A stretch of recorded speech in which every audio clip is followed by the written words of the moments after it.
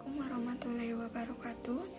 Kami dari kelompok 1 yang beranggotakan saya sendiri, Nida Nur Fauzia dengan NIM 63010200073 dan rekan saya Nia Maisarah dengan NIM 63010200074.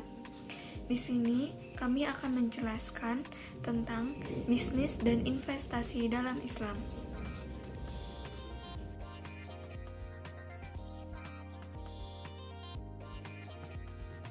Secara umum, bisnis tidak terlepas dari aktivitas produksi, pembelian, penjualan, maupun pertukaran barang atau jasa yang melibatkan orang atau perusahaan.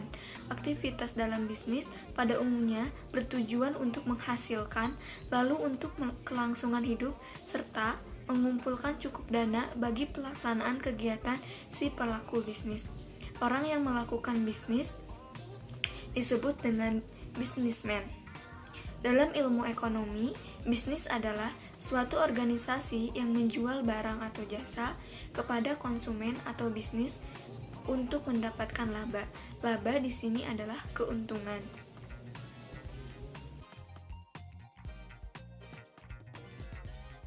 Bisnis akan mengalami 4 siklus. Yang pertama, siklus puncak, yang kedua, siklus kontraksi, yang ketiga, siklus palung, dan yang keempat yaitu ekspansi. Siklus yang pertama yaitu puncak.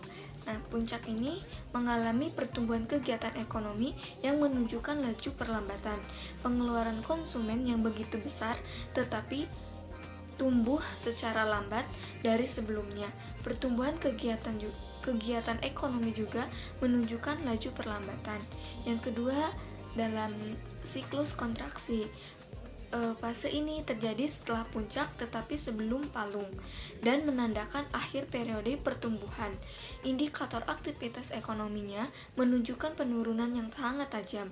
Pengeluaran konsumen menurun antara barang dan jasa, dan barang tahan lama mengalami yang terburuk. Perusahaan memiliki prospek laba turun atau mengalami keuntungan yang menurun. Yang ketiga adalah fase palung. Fase palung ini adalah periode ketika aktivitas ekonomi berada pada titik paling rendah. Tingkat pengangguran yang semakin tinggi untuk memenuhi permintaan perusahaan mengganti pekerja tetap menjadi pekerja sementara. Pekerja ini lalu melakukan perekrutan baru sebelum terjadinya PHK yang sebesar-besarnya. Lalu yang terakhir, fase ekspansi. Fase ini terjadi setelah palung dan sebelum puncak. Pada periode ini, kegiatan ekonomi meningkat. Konsumen yakni tentang pendapatan dan pekerjaan mereka. Mereka membelanjakan lebih banyak barang dan jasa yang lebih beragam. Tidak hanya itu, barang untuk tahan lama pun mereka membeli lebih cukup banyak.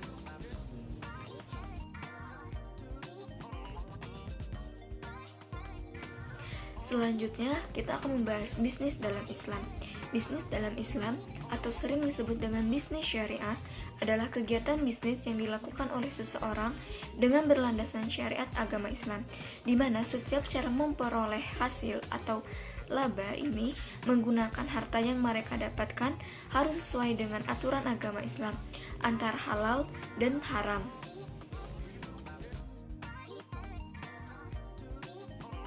Yang dimiliki bisnis Islam ada 4. Yang pertama, target hasil profit materi dan benefit non materi. Yang kedua, pertumbuhan.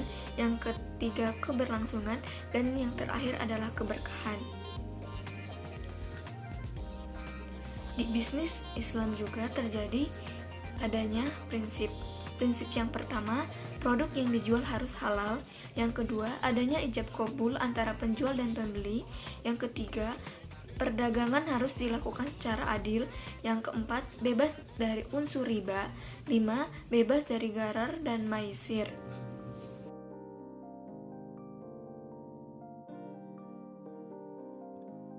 Selanjutnya, saya Nia Maisarah NIM 63010200074 akan menjelaskan tentang alasan bisnis harus sesuai syariah. Islam mengatur semua kegiatan manusia, termasuk dalam melakukan muamalah dengan memberikan batasan apa saja yang boleh dilakukan atau halal dan apa saja yang tidak diperbolehkan atau haram.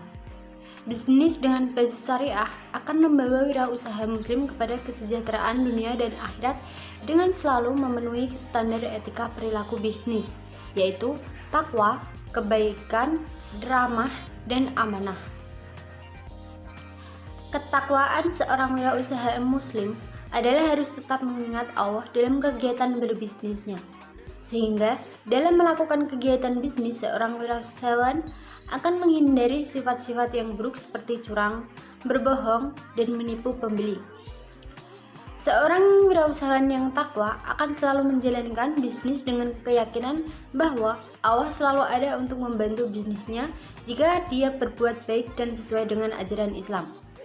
Ketakwaannya diukur dengan tingkat keimanan, intensitas, dan kualitas amal solehnya. Apabila dalam bekerja dan membelanjakan harta yang diperoleh dengan cara yang halal dan dilandasi dengan keimanan dan semata-mata mencari ridho Allah, maka amal soleh ini akan mendapatkan balasan dalam bentuk kekuasaan di dunia, baik kuasa ekonomi maupun kekuasaan sosial atau bahkan kekuasaan politik.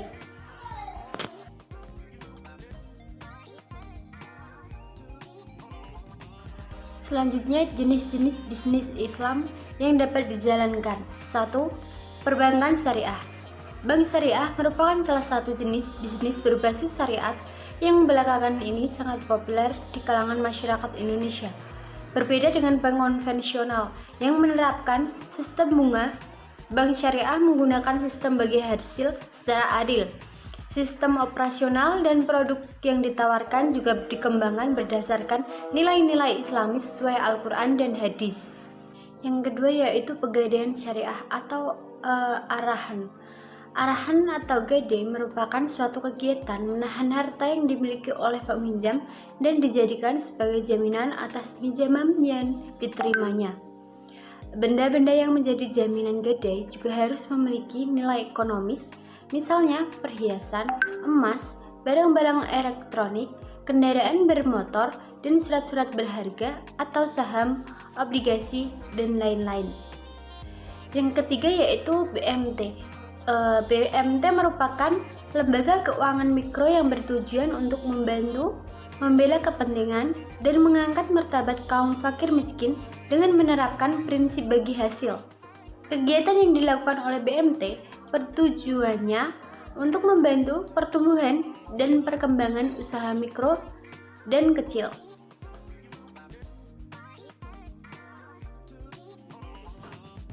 Selanjutnya yaitu investasi dalam Islam.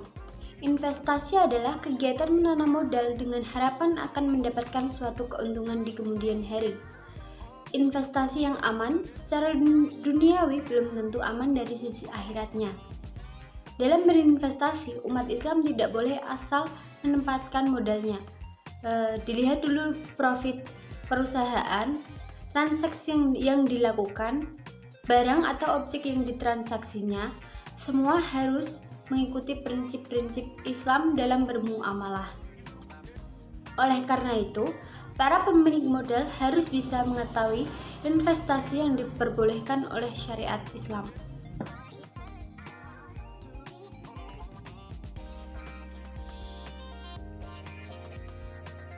Selanjutnya, prinsip umum dalam investasi Islam. Yang pertama, hindari riba. Investasi dalam Islam jelas tidak mengenal riba. Riba adalah pengambilan tambahan atau bunga, baik dari transaksi jual beli atau pinjam meminjam, yang dilakukan secara batil atau bertentangan dengan syariat Islam. Riba adalah kelebihan yang tidak disertai dengan imbalan yang disyaratkan dalam jual beli. Jadi, kalau ingin berinvestasi halal, tentukan jenis investasi yang keuntungannya tidak menggunakan bunga. Pilihlah investasi yang ada prinsip pembersihan keuntungan atau memisahkan antara halal dan haram. Yang kedua yaitu menghindari gharar. Investasi dalam Islam juga menghindari gharar. Gharar adalah tagrir, adalah keraguan atau tipuan atau tindakan yang bertujuan merugikan orang lain. Gharar bisa berupa akad yang mengandung unsur penipuan karena tidak ada kepastian, baik mengenai ada tidaknya objek akad, besar kecilnya jumlah, atau kemampuan menyerahkan objek yang disebut dalam akad. Gharar juga disebut sebagai akad jual beli yang tidak jelas wujudnya. Sederhananya adalah, dalam berinvestasi janganlah membeli kucing dalam karung. Akad harus jelas. Akad dalam investasi syariah adalah wakalah dan mudorabah. Yang ketiga yaitu menghindari maisir. Investasi dalam Islam juga harus menghindari maisir, yang artinya judi atau bertaruh, baik dengan benda atau uang. Maisir juga bisa berwujud perbuatan mencari laba dengan maksud memperoleh keuntungan tanpa usaha. Caranya dengan menembak atau mensyaratkan pembayaran lebih dulu. Investasi dalam Islam menekankan bahwa investasi bukan alat untuk berjudi atau gambling. Artinya, janganlah kamu berspekulasi dan berharap mendapat keuntungan cepat, sebab investasi lebih baik dilakukan secara jangka panjang.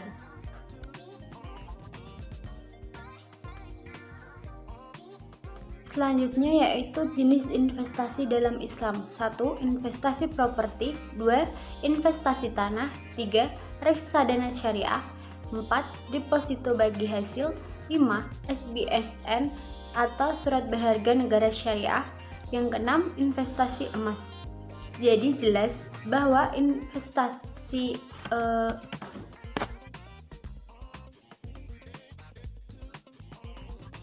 Jadi kesimpulannya adalah bahwa dalam berinvestasi umat Islam tidak boleh asal menempatkan modalnya.